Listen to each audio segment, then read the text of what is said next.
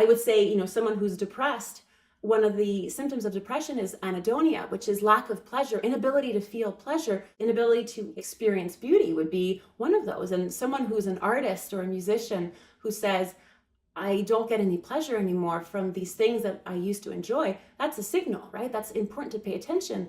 They're not, bad or wrong for not feeling it. It's that there's something in them is out of balance and has to be corrected.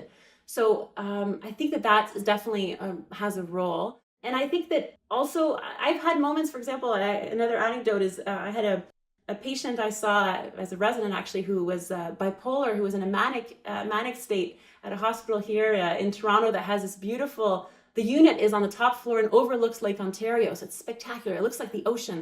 And so he would wake up every morning and watch the sunrise over the lake. And he told me about this.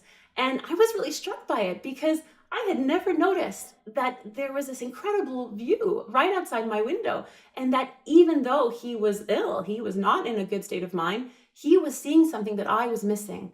And I think there's a lot of research around the gifts of mental illness, if you will, of the perspective that it can bring. And this patient, as he got better, as his mania resolved, he was not watching the sunrise anymore from the window, right? He was back to his life and got to pay the rent and what am I going to do for a living and conflict with his girlfriend and all that stuff came back. And so it's not as simple as health equals beauty, right? I think that sometimes there are insights that can come from seeing things differently. And I was grateful to have had that experience because now I pay attention, right? On that unit, I notice it. I'm never going to not see it again, or I hope I won't. And that was really, really special. And, it was a bit bittersweet to see that shift as his mental health improved.